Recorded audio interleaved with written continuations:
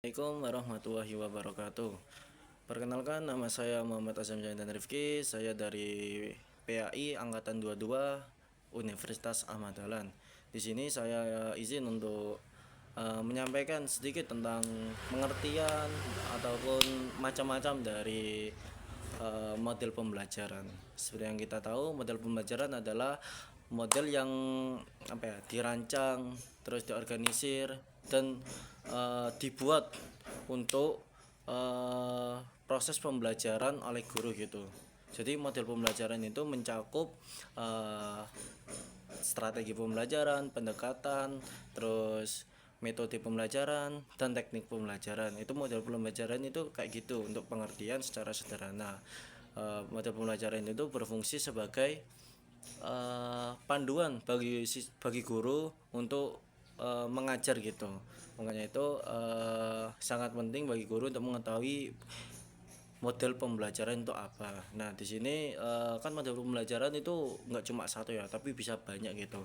Nah, ini saya akan menjelaskan model pembelajaran setahu saya gitu. Yang pertama itu ada model pembelajaran inquiry. Jadi model pembelajaran inquiry ini lebih memfokuskan siswa kepada penemuan, eksplorasi. Jadi siswa disuruh nyari ini tuh benda apa sih. Jadi didorong untuk agar siswa itu bertanya, menyelidiki tentang ini tuh benda apa sih, ini benda apa sih. Jadi di situ mendorong siswa untuk aktif gitu. Nah itu ciri khas dari model pembelajaran inquiry. Lalu ada juga model pembelajaran kontekstual. Yang namanya kontekstual yaitu yang berhubungan secara nyata gitu. Jadi untuk pembelajaran kontekstual itu ya menghubungkan antara materi dengan kehidupan nyata gitu. Jadi langsung tahu gitu fungsi dari pembelajaran itu kalau di kehidupan nyata itu kayak gini kayak gini. Nah itu ciri khas dari uh, model pembelajaran kontekstual gitu, dan yaitu membuat pembelajaran semakin relevan dan bermakna gitu karena langsung berhubungan dengan dunia nyata. Nah, lanjut model pembelajaran berikutnya yaitu model pembelajaran ekspositori.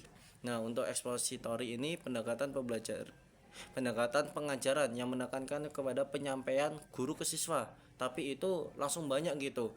Jadi kayak presentasi, terus kayak penyampaian menguraikan konsep, fakta, atau ya ilmu-ilmu yang biasanya sekaligus banyak ya kayak presentasi atau PPT gitu. Itu pembelajaran expository. Nah, di situ siswa itu jadi tahu gitu banyaknya uh, ya ilmu gitu, langsung dapat banyak ilmu sekaligus. Nah itu untuk pembelajaran expository. Lanjut ke model pembelajaran berikutnya yaitu model pembelajaran berbasis masalah. Nah siapa sih yang nggak tahu bagi calon guru untuk yang nggak tahu dari PBL ini. PBL ya itu berbasis masalah. Jadi siswa dikasih suatu permasalahan, nah siswa di situ menyelesaikan masalah. Di situ juga bisa dibuat kelompok dari penyelesaian masalah gitu sehingga siswa itu ikut terlibat aktif semua di kelompok maupun individu juga bisa gitu. Jadi siswa saling menguatkan saling komunikasi sehingga kemampuan sosial mereka juga naik gitu untuk model pembelajaran berbasis masalah. Lalu ada model pembelajaran project based learning. Nah, di situ guru itu ngasih tugas project gitu, suatu bentuk tugas project yang hasilnya itu karya.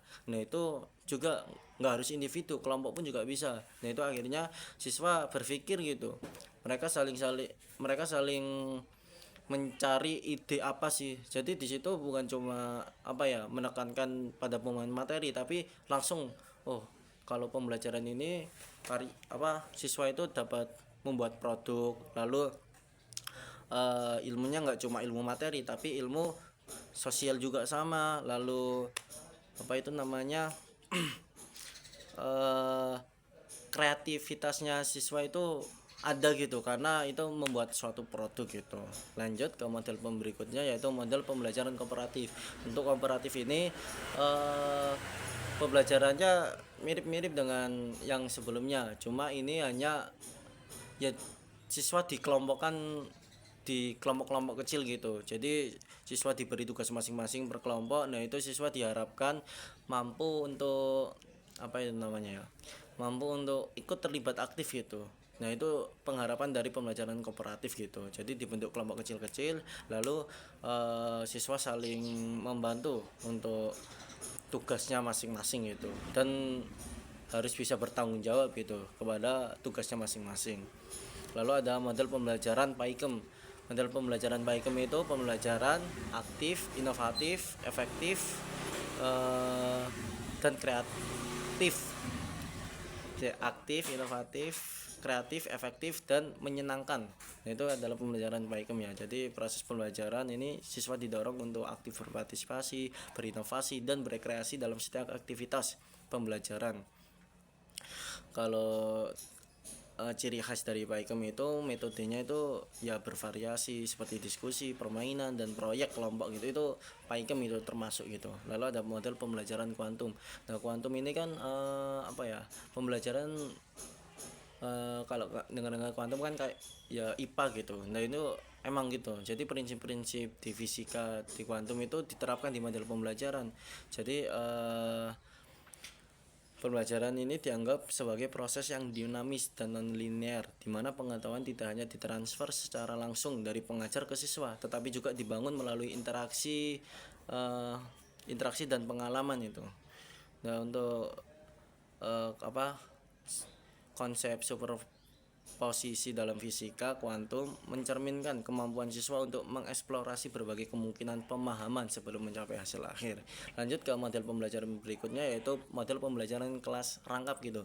Jadi untuk kelas rangkap itu pendekatannya itu menggabungkan berbagai metode, minimal 2 metode. Jadi diskusi dan tanya jawab, atau proyek dan bermain. Jadi nggak cuma satu metode dalam pembelajaran gitu, tapi banyak sekaligus metode yang digunakan dalam pembelajaran itu, karena itu kan model pembelajaran kelas rangkap gitu. Lalu ada model pembelajaran terpadu. Nah, terpadu itu sedikit mirip dengan kelas rangkap, cuma kan kalau kelas rangkap itu kan metode, kalau terpadu itu disiplin ilmu. Semisal kita ngajar tentang PAI gitu, PAI tentang gambar masjid, tentang masjid gitu, tapi masjidnya itu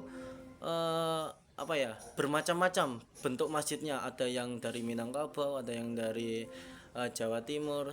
Banyak ada ciri khas masing-masing dari masjid. Nah, itu kan digabungkan dengan PAI dengan budaya. Nah, itu makanya itu disebut terpadu, karena disiplin ilmunya nggak cuma satu gitu, jadi banyak gitu.